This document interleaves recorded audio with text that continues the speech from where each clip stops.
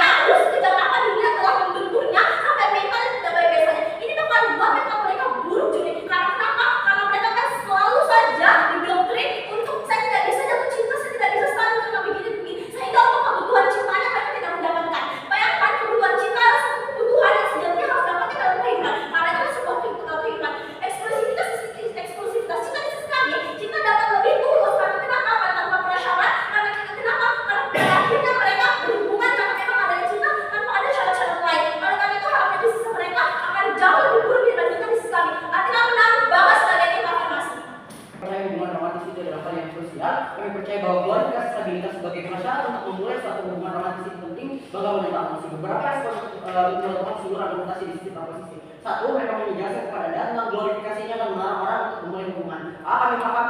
Kami paham bahwa glorifikasi ini akan melarang seorang untuk memulai sebuah hubungan. Tapi B, ini justru baik, karena orang yang ingin memulai hubungan itu adalah orang yang sudah stabil pada dirinya. Saya akan jelaskan ini nantinya. Tapi yang kedua, kita akan memberikan gambaran kepada Anda kalau di sisi oposisi kamu akan dijawab dan lain sebagainya. A, saya nggak ngerti tentang konteks ini, tapi B, ini nggak ada di sisi kita, karena kami paham salah satu prasyarat untuk memulai sebuah hubungan romantis adalah saling mencintai pada diri yang kuat. Tapi yang ketiga, mereka memberikan gambaran kalau aktor yang sudah berhubungan tapi putus karena glorifikasi ini, tapi sadari diri bahwa ini salah karena konteks proses dan emosi adalah untuk memulai hubungan. Artinya kita ingin baru untuk memulai suatu hubungan pada dirinya, bukan kita sudah berada pada hubungan pada diri yang kuat. Tapi beberapa saya untuk membangun jalannya argumentasi di sisi oposisi. Satu, stabilitas itu seperti apa? Stabilitas yang dimaksud di situ oposisi ada dua hal. A, dari segi keuangan sendiri, seperti kamu sudah punya penghasilan sendiri atau kamu sudah membiayai diri kamu sendiri. Hal ini penting karena ketika kamu ingin memulai suatu hubungan, artinya kamu memiliki tanggung jawab dalam suatu hal tersebut pada diri kamu.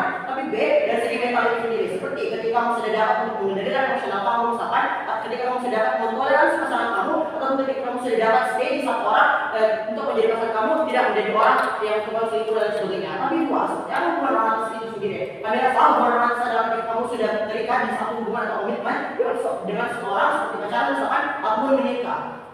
Tapi apa esensi dari hubungan romantis itu sendiri? Esensi dari hubungan romantis itu sendiri adalah untuk melanjutkan kejadian pernikahan misalkan, ataupun untuk kamu mendapatkan pasangan yang terbaik. Karena sadari pasangan yang akan menemani kamu adalah pasangan yang mendengarkan curhat kamu 24/7 misalkan, atau pasangan yang akan memberikan saran-saran dengan sebagai pada yang kuat. Tapi jadi pemilihan pasangan itu sendiri ada hal yang paling krusial pada diri yang kuat. Bayangkan ketika tidak ada glorifikasi ini sebagai prasyarat, bayangkan ketika tidak ada glorifikasi ini sebagai prasyarat, saya rasa kamu dapat untuk memulai suatu hubungan, bahkan ketika orang itu adalah orang yang toksik sekalipun pada diri yang kuat. Tapi ketiga, kenapa ini bisa menjadi glorifikasi di status quo? Aku rasa masyarakat di status quo itu paham ketika ada hal yang krusial, ketika hubungan itu adalah hal yang krusial pada diri yang kuat. Bayangkan ketika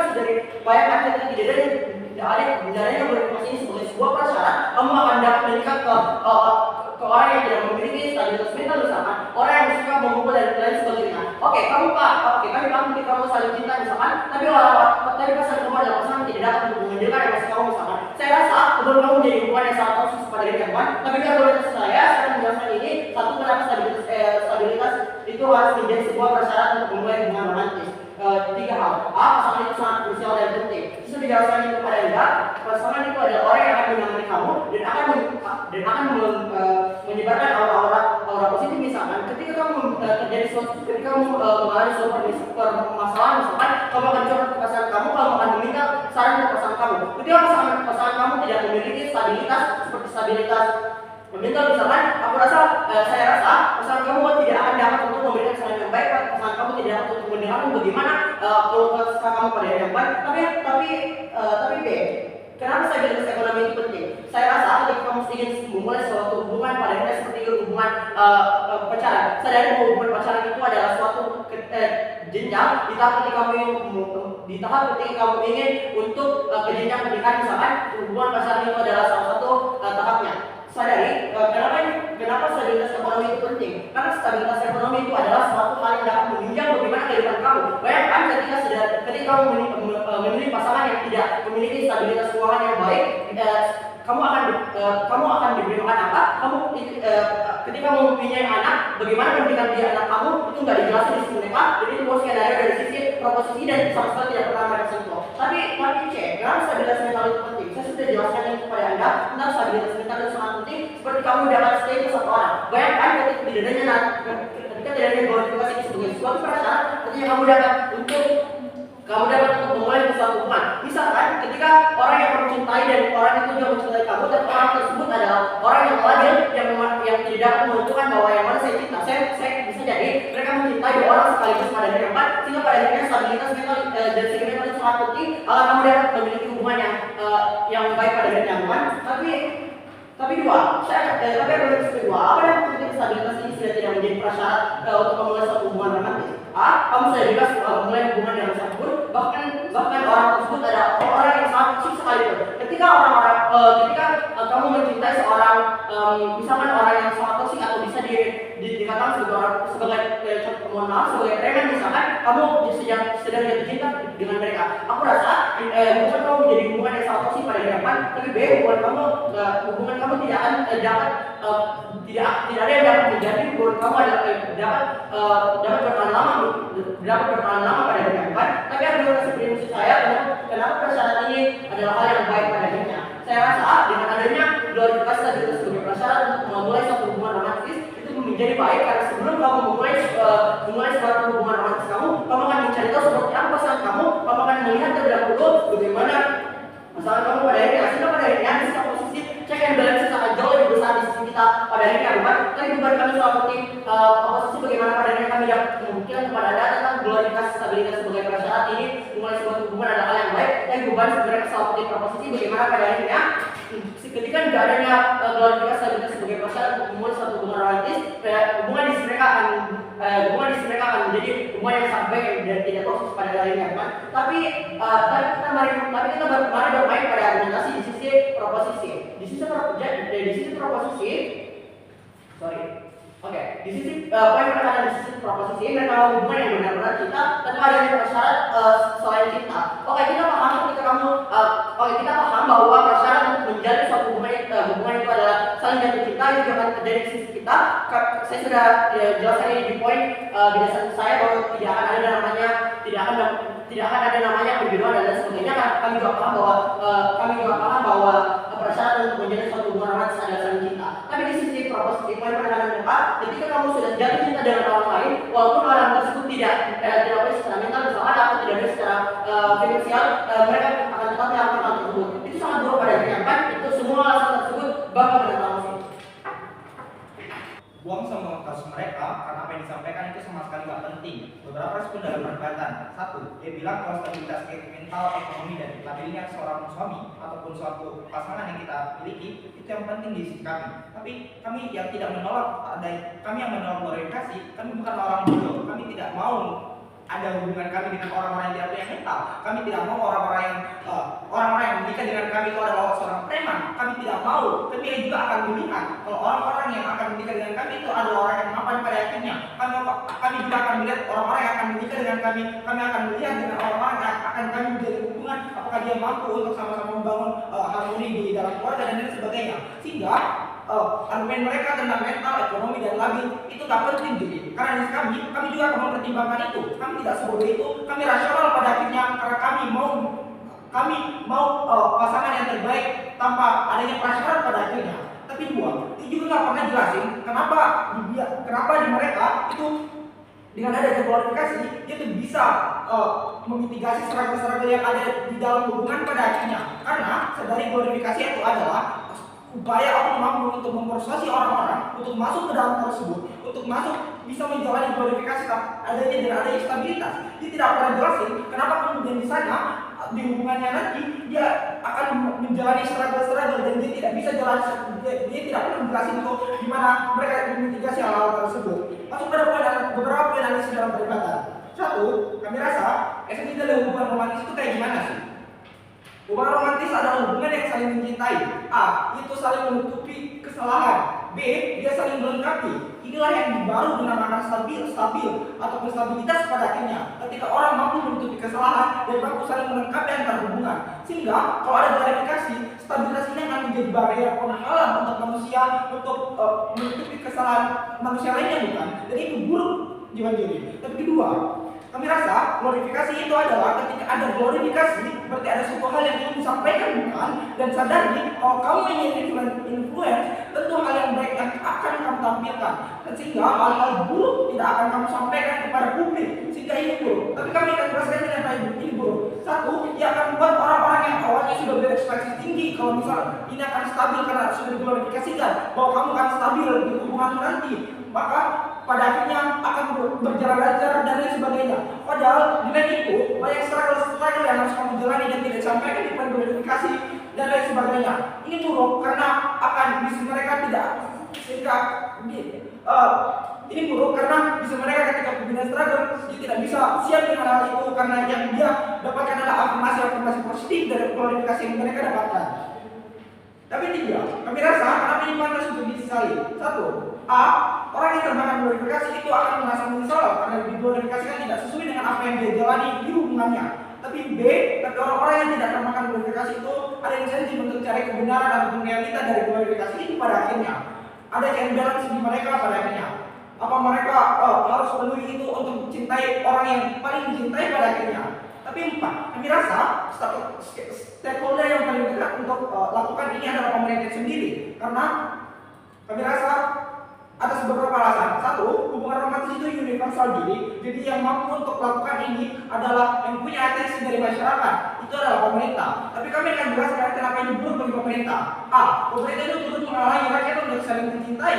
Ini yang buruk karena harus ada prasyarat yang harus dipenuhi. Ada prasyarat stabilitas yang sulit dipenuhi oleh masyarakat untuk berhubungan romantis. Pemerintah akan dicampur pada akhirnya.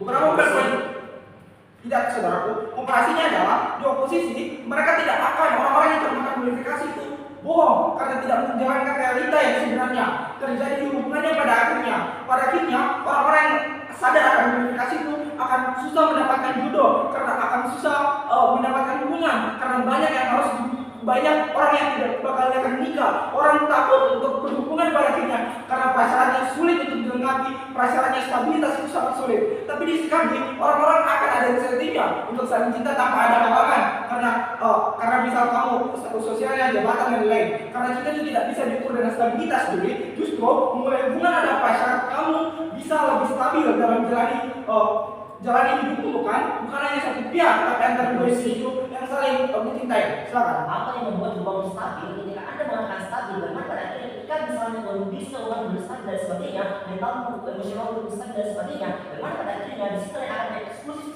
stabil itu Juli? Anda tidak akan jelaskan hal itu. Oke. Di poin tadi saya sudah jelaskan hubungan itu saling menutupi kesalahan dan saling melengkapi. Jadi, kalaupun kami struggle, ketika kami saling mencintai, ya pada akhirnya kita bisa selesaikan itu. Karena kami saling mencintai pada akhirnya. Tapi, walaupun kayak gitu, posisinya adalah, walaupun isi kami itu bakal timpang ataupun jomplang dari segi ekonomi, jabatan, status sosial dan lain, tapi justru ini akan bisa dimitigasi karena adanya hubungan saling cinta pada akhirnya tanpa adanya prasyarat, stabilitas dan lain-lain. Kita akan sama-sama berjuang, akan membuka usaha untuk modal umkm dan lain sebagainya, dan pada akhirnya kita bisa lakukan itu by learning by doing, sehingga di sini kami tidak akan ada aktor yang dirugikan karena prasyarat yang perlu terpenuhi terlebih dahulu atas dasar cinta. Kedua, kami akan jelaskan manifestasinya apa sih kepada aktor-aktor yang berhubungan ini. Pertama, itu tidak ada hambatan untuk cintai seseorang karena kamu akan dituntut untuk kamu punya gaji segini untuk bisa mencintai orang ini. Kamu tidak akan mendapatkan judge dari masyarakat bahwa kamu gagal untuk mencintai ini karena stabilitas kamu kurang dan lain sebagainya. Tapi dua, ini akan ada insentif untuk saling melengkapi pada akhirnya ada hubungan akan menutupi kesalahan masing-masing sehingga baik di kami. Dan ketiga, kami rasa di kami itu eksklusif karena tidak ada aktor yang dirugikan, tidak ada pasangan yang kita putus hubungannya, tidak ada orang yang kami larang untuk berhubungan pada akhirnya. Pemerintah tidak akan dicampur karena sudah kami jelaskan ini akan berlaku di pemerintah karena dia capable waktu itu. Maka kristalisasi dalam argumentasi kami berhasil buktikan kalau di kami itu hubungan akan ada. Orang-orang tidak bakal takut menikah, orang-orang tidak bakal takut berhubungan dan lain sebagainya karena ya tidak ada stabilitas yang perlu dipenuhi, ekonomi, kesenjangan, status sosial dan lain-lain. Ini baik di sisi kami. Karena apa? Orang-orang sekarang itu takut untuk berhubungan jadi karena di sisi mereka itu bahkan ada status atau stabilitas yang perlu dipenuhi sehingga ini buruk. Bagaimana jahatnya kamu untuk menghalangi seorang dua yang saling mencintai atas dasar stabilitas itu? Karena pada dasarnya ketika orang kaya menikah dengan orang miskin, orang kaya bakal membantu orang miskin ini dan lain sebagainya. Sehingga kamu ketika di sisi kamu akan ada stabilitas, hanya orang kaya yang akan menikah dengan orang kaya, orang miskin akan menikah dengan orang miskin, sehingga ini buruk jadi dan itu tidak dapat diverifikasi. Bangga. 3, 2, 1. Hubungan yang baik adalah bagaimana pada akhirnya hubungan itu dapat punya kualitas yang baik, bagaimana pada akhirnya hubunganmu dapat bertahan lama dan lain sebagainya. Juli, tidak berdasarkan selalu dalam indikatif terkait apa yang disampaikan di afirmasi. Pertama juri, mereka standar yang mereka maksud itu setinggi itu juri. Kamu harus punya jabatan tertentu dan lain sebagainya. Namun kami rasa pembicaraan pertama kali terjelaskan sebelumnya kepada Anda bagaimana pada akhirnya ketika Anda punya stabilitas keuangan yang baik, bukan berarti Anda punya taraf gaji tertentu dan lain sebagainya. Namun bagaimana pada akhirnya stabilitas ekonomi Anda itu sudah mampu untuk menafkahi pasangan Anda, sudah mampu dan lain sebagainya untuk memenuhi kebutuhan sehari-hari dan sebagainya. Ini tidak dapat mereka tangkap. Mereka membutuhkan investasi terlalu besar. Bagaimana pada akhirnya stabilitas itu harus punya kaya, punya jabatan tertentu, punya bidang tertentu dan lain sebagainya. Ini tidak pernah dijelaskan. Kemudian yang kedua, kemudian mereka mengatakan pada akhirnya aku skenario suami meninggal misalnya, kemudian mereka mencari pasangan dan sebagainya karena persyarat ini mereka kesulitan mencari pasangan dan sebagainya. Justru juri, kamu harus punya calon suami yang ekonomi stabil. Untuk apa? Untuk membiayai kebutuhan sehari-hari kamu, membiayai anak-anak kamu untuk pendidikan dan sebagainya.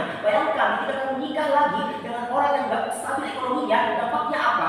Kamu justru bakal lebih sengsara lagi bukan hidupmu. Kemudian kamu lihat pasangan jika emosional itu tidak stabil juri. Pertama dampaknya apa? Hubungan itu bakal toksik dan sebagainya dan akan timbul kadang-kadang pasangan kamu dan sebagainya. Sehingga apa? Skenario juga timbul saya rasa dari awal dan pada akhirnya mereka mengklarifikasikan. Jadi kamu tidak punya pasangan dan sebagainya, kamu harus punya pasangan misalnya untuk melengkapi hidup kamu dan sebagainya. Namun saya rasa untuk mencari pasangan itu tidak semudah itu. Karena pada akhirnya kamu harus melihat aspek-aspek apa saja yang perlu kamu lengkapi dalam hidup kamu dan sebagainya. Mereka ada dalam jabatan ini, bagaimana pada akhirnya mereka membatasi cinta itu juri. Justru juri, cinta itu tidak terbatas. Artinya kamu tidak boleh membatasi ketika ingin mencintai seseorang itu harus punya mereka harus emosional dan sebagainya. Orang justru harus debat kita pada kali ini. Bagaimana pada akhirnya orang-orang yang mencintai misalnya, cinta itu bukan juri. Akhirnya orang-orang yang mencintai misalnya, mereka akan segera mencintai terlepas apakah dia emosionalnya baik dan sebagainya. Banyak kalau di status quo juri, orang-orang yang pacaran misalnya, mereka sudah tahu di status quo bahwa pacar mereka itu preman dan sebagainya. Namun apa? Karena mereka sudah terlanjur cinta misalnya, mereka tetap menjalin hubungan itu kan. Sehingga apa? Tidak ada eksklusif mereka. Ketika mereka mengatakan atau ketika mereka mencinta misalnya, mereka tidak akan sebodoh itu dan sebagainya. Justru saya katakan cinta itu bodoh pada akhirnya, dan pada akhirnya aku tidak akan dapat melihat bagaimana pasangan kamu bekerja dan sebagainya. Sehingga apa? Glorifikasi di sini sangat seperti itu juri. Untuk bagaimana pada akhirnya prasyarat untuk terjadi kamu dan sebagainya untuk mencapai hubungan yang berkualitas pada akhirnya afirmatif ada hadir dan ini menciptakan hubungan yang berkualitas untuk menjadi toksik dan sebagainya.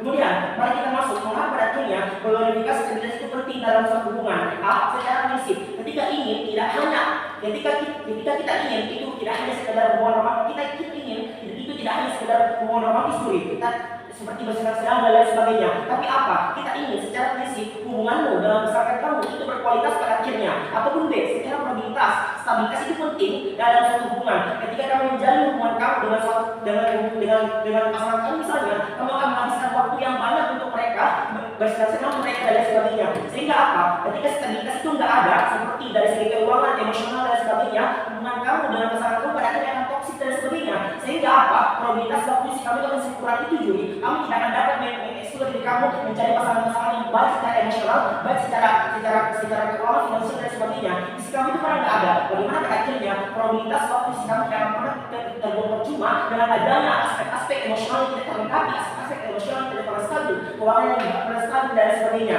Ambil contoh, ada banyak KDRT di Indonesia perceraian atau selingkuhan di status quo juri. Karena apa? Sebab itu dua hal. Pertama, dari segi keuanganmu. Juri, perceraian dan lain-lain itu ada karena permasalahan keuangan pada akhirnya. Dimana misalnya pasangan kamu tidak punya ekonomi yang stabil sehingga dia nggak bisa nafkahi kamu sebagai seorang istri misalnya. Dampaknya apa? Kamu nggak bakalan nyaman dalam menjalin hubungan kamu nggak bakalan nyaman dalam menjalin rumah tangga kamu dan sebagainya. Ataupun B, dari segi emosionalnya. Pertama, KDRT itu timbul karena adanya rasa emosional yang belum stabil dari pasangan tertentu. Misalnya mereka punya jiwa-jiwa saling menerima dan sebagainya. Karena kamu memutuskan tanpa adanya prasyarat hubungan kamu dan sebagainya, kamu akan memutuskan tetap menjadi hubungan dengan dia. Padahal kamu tahu bahwa dia punya emosi yang buruk misalnya, sehingga dia bakalan memburuk kamu, sehingga akhirnya hubunganmu nggak bakalan jadi sehat karena tercipta hubungan yang toksik bukan pada akhirnya. Kemudian mari kita sesuai yang ada. Misal budaya yang ada di sana misalnya di masyarakat di sana yang ada konsep uang panah misalnya. Uang panah itu ada juri karena masyarakat ada di sana sudah tahu bahwa bagaimana pada akhirnya anak mereka itu harus diserahkan kepada seorang laki-laki tertentu misalnya, sehingga mereka harus punya finansial yang cukup untuk menafkahi keluarganya, finansial yang cukup untuk menafkahi anaknya misalnya. Juri di role terlalu terbatas misalnya untuk membatasi bagaimana pada akhirnya harus untuk mencintai dia kemudian berjuang bersama-sama dan sebagainya. Namun apa aspek tidak kita ini bagaimana pada akhirnya orang tua kamu akan berperan penting juga di sini juri. Mereka tidak pernah lihat bagaimana eksklusif mereka mereka bahwa orang-orang yang menjadi buruh itu akan dapat bertahan hidup di status quo. Misalnya masyarakat itu butuh finansial yang baik dulu, masyarakat butuh kenyamanan dan keamanan yang baik. Misalnya di sisi mereka tidak pernah menjelaskan secara eksklusif bagaimana di sisi mereka dapat menjalin hubungan yang nyaman tanpa adanya stabilitas ekonomi yang baik misalnya, ataupun di sisi mereka tidak pernah menjelaskan bagaimana keamanan ada di sisi mereka, karena pada akhirnya tidak akan ada stabilitas emosional yang baik pada akhirnya.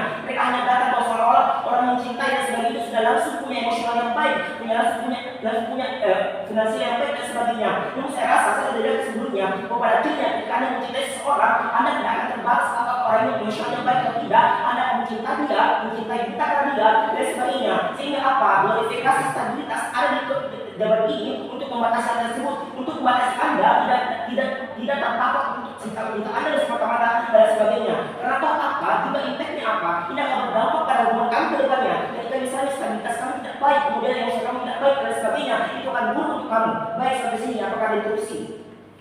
3, 2, 1. Oke, karena tidak ada, saya rasa kami sudah sepakat. Kemudian selanjutnya juri, maka pada akhirnya kami tidak selesai juri. Karena apa? Ujung-ujungnya, dampaknya, impactnya juga berdampak pada pasangan itu sendiri juri. Sehingga ketika misalnya stabilitas tidak ada di kamu, stabilitas emosional tidak ada di kamu, maka pada akhirnya apa juga yang akan saya lakukan juga. Sehingga apa? Goals kami dari si kontra itu simpan ke juri kami. Pertama, kami ingin menciptakan hubungan yang berkualitas dan sebagainya. Tidak hanya sebatas hubungan saja, tanpa adanya konsep yang jelas bagaimana pada akhirnya apakah hubungan ini dapat bertahan lama atau tidak. Saya telah jelaskan bahwa pada akhirnya probabilitas waktu di sini berperan penting. Kamu percuma menghabiskan waktu dengan pasangan kamu misalnya yang toksik dan sebagainya, yang pada akhirnya juga menyesalkan hidup kamu, bukan? Juri itu salah hal itu. Untuk itu bangga menjadi tim kontra.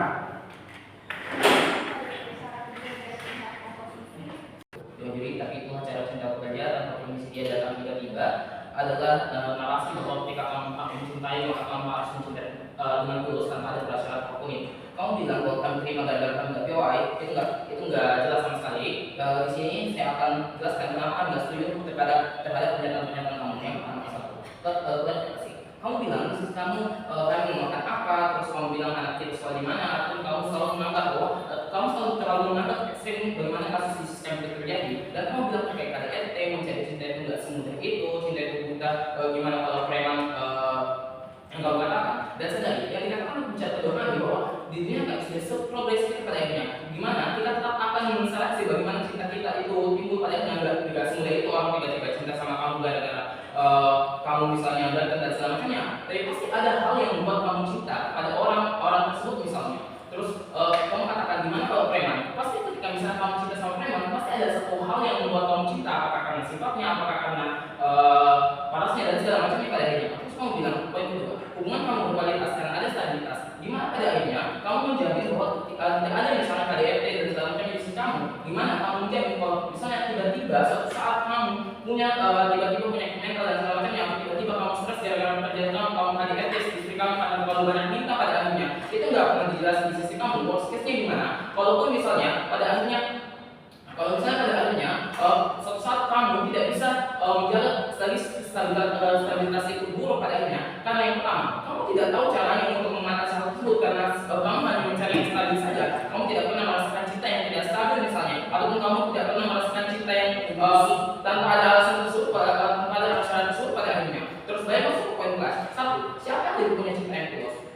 Baik, mereka hanya pikir aspek stabilitas dan kualitas bagaimana hubungan cinta yang sebenarnya. Glorifikasi menutup mata bahwa cinta itu ada yang buruk misalnya. Cinta itu ada misalnya ada hal-hal yang suatu saat akan menjadi buruk pada akhirnya. Ataupun misalnya tiba-tiba pasangan kamu berubah, tiba-tiba pasangan kamu nggak stabil, itu yang menutup mata kamu karena ada glorifikasi ini, makanya kamu menyesali glorifikasi ini dewa itu. Terus, prasyarat itu jahat karena kamu mendiskriminasi orang-orang untuk bisa misalnya memenuhi dulu kebutuhan finansialnya atau kebutuhan mentalnya pada akhirnya. Dan itu diskriminasi terjadi kenapa? Satu, karena kamu bakal orang-orang yang nggak stabil ekonomi dan segala macamnya yang memulai cinta mereka, bayangkan kamu sudah diterpa segala hal karena kemiskinan kamu dan segala macamnya, terus kamu judge lagi bahwa kamu mencintai kamu untuk stabil dulu pada akhirnya. Dan yang sejatinya dikatakan oleh pertama saya bahwa cinta adalah perasaan yang memang nggak tahu kapan datangnya atau nggak tahu munculnya kenapa tiba-tiba. Terus yang kedua, cinta seharusnya didapatkan dengan kebahagiaan, tapi kamu malah mengkapitalisasi perasaan kamu, memotong perasaan orang lain karena kamu berpikir kamu harus stabilitas dulu pada akhirnya, dan kamu menjudge orang lain bahwa kamu tidak boleh mencintai karena kamu harus stabil juga pada akhirnya. Terus kenapa eksklusivitas cinta lebih kenapa disiskan? Cinta dapat lebih tulus muncul karena tanpa prasyarat kamu harus stabil dulu, misalnya tanpa kamu disyaratin bahwa kamu harus lengkapin ini dulu deh, kamu harus baik secara mental dulu deh. Dan itu yang membentuk bahwa cinta itu tidak tulus pada akhirnya, karena kamu hanya melihat bagaimana dari segi finansial mereka, bagaimana kamu melihat bagaimana ekonomi dia masih. Terus cinta itu bakal timbul tiba-tiba dan betul-betul dari interest kamu pada dia, bukan hanya karena kamu melihat bagaimana stabilitas finansial dan mental tersebut padanya. Terus sisi kami, walaupun kami bakal timpang atau jomblo pada akhirnya, kita tetap bisa berjuang sama-sama ya. Dikatakan dalam bicara kedua kami bahwa kita pun tetap bisa berjuang sama-sama, kita tetap bisa bangun sama-sama, nggak seperti yang mereka bayangkan bahwa mereka adalah betul-betul orang yang miskin segala macamnya. Tapi di sisi kami, orang-orang nggak stabil bisa punya pekerjaan, mereka punya uang, mereka punya usaha misalnya yang bisa mereka kembangkan sama-sama, dan kamu lihat, usaha kamu bagus dulu deh, baru aku bisa sama kamu pada akhirnya. Itu nggak tulus kan dia diri. Terus yang kedua, tidak akan ada yang dirugikan di sisi kami apa? Karena yang pertama, tidak ada diskriminatif di sisi kami. Semua orang bisa mencintai, semua orang bisa merasakan cinta, semua orang bisa memulai percintaannya pada akhirnya. Terus yang kedua, di sisi kami, pun keluarga yang mereka pada akhirnya enggak apa-apa juga pada akhirnya, keluarga mereka tidak menuntut adanya hal tersebut. Misalnya kamu harus makan dulu, kamu harus stabil dulu pada akhirnya, dan keluarga kamu akan menormalisasikan hal tersebut karena tidak ada glorifikasi ini yang menutup mata kamu terkait kebenaran dari cinta itu sendiri. Terus learning by doing, cinta adalah sekolah seumur hidup yang dikatakan bahwa kita itu yang dikatakan kami bahwa cinta adalah sekolah seumur hidup. Kamu belajar di situ, kamu belajar bagaimana memanage perasaan kamu, kamu belajar bagaimana menanggapi ketika misalnya pacar kamu marah misalnya. Itu adalah hal yang paling penting, karena learning by doing, kamu belajar sambil melakukan hal tersebut, karena ketika di sisi kamu ini nggak bisa kan kamu dituntut untuk bisa memulai cinta kamu ketika kamu sudah stabil pada akhirnya, dan itu buruk juga bagi. Terus yang kedua, siapa yang punya hubungan baik? Yang kedua, siapa yang punya hubungan baik? Satu, stabilitas.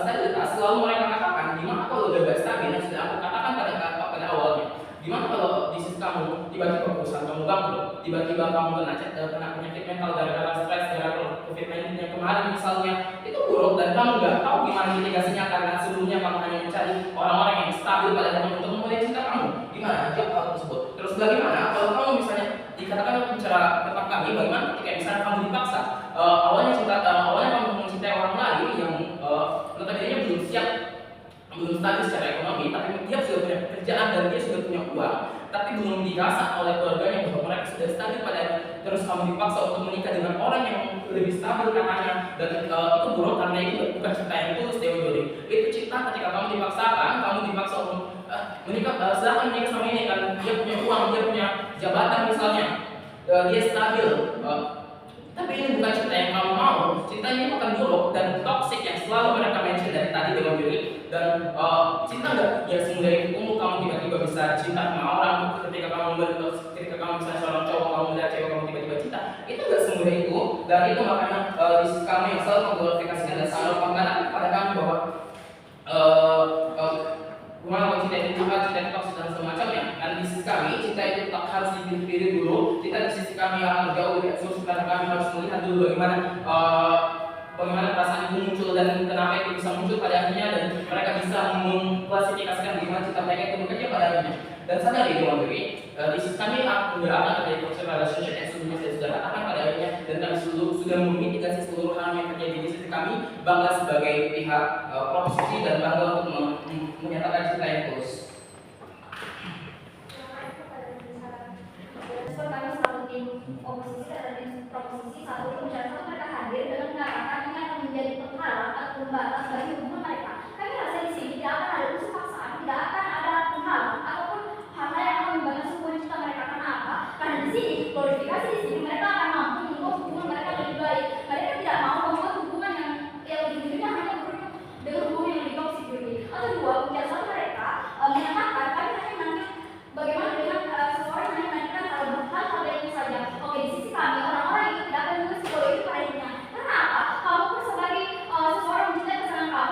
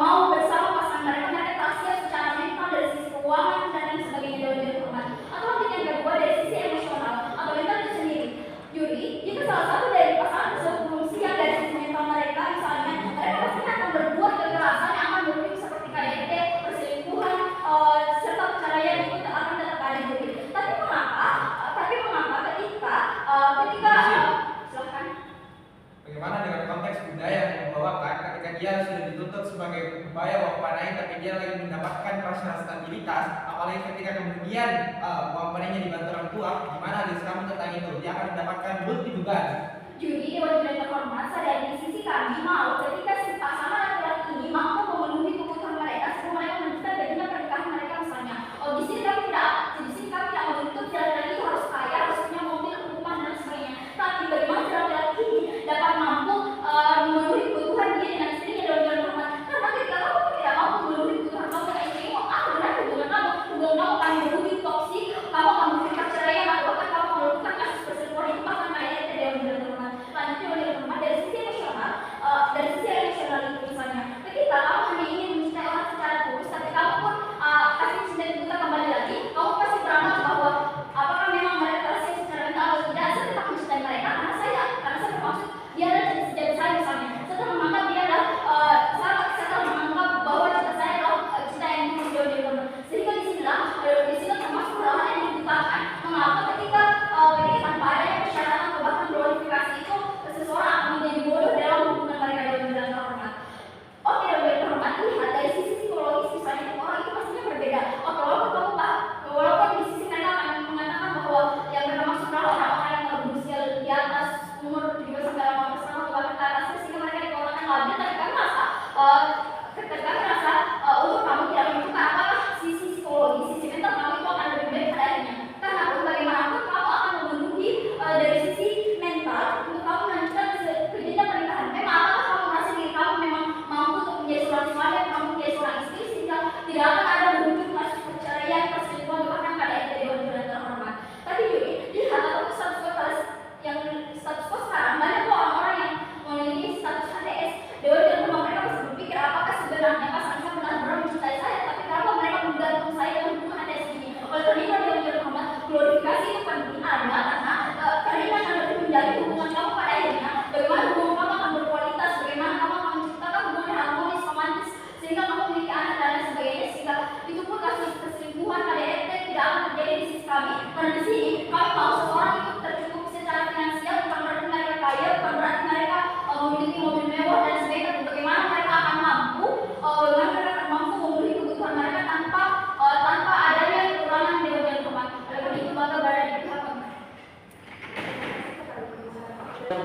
Di sisi pro, ketika prestasi mereka datang ke perdebatan dengan membangun sehat dengan susah payah, tapi ini malah dilakukan dengan ego mereka dan ego mereka. Prestasi mereka datang ke perdebatan dengan mengatakan kalau dengan glorifikasi ini akan menghalangi orang untuk memiliki hubungan romantis, sehingga mereka akan mengurang adanya glorifikasi ini dan akan menghapus adanya glorifikasi ini, sehingga orang-orang akan dapat untuk memiliki hubungan romantis walaupun kondisi finansial kamu tidak sebaik itu. Tapi kedua mereka datang ke perdebatan dan menjadi kepada Anda kalau di sisi mereka dapat memilih pasangan yang memiliki kondisi yang finansial yang baik. Tapi saya rasa mereka mencoba argumentasi mereka.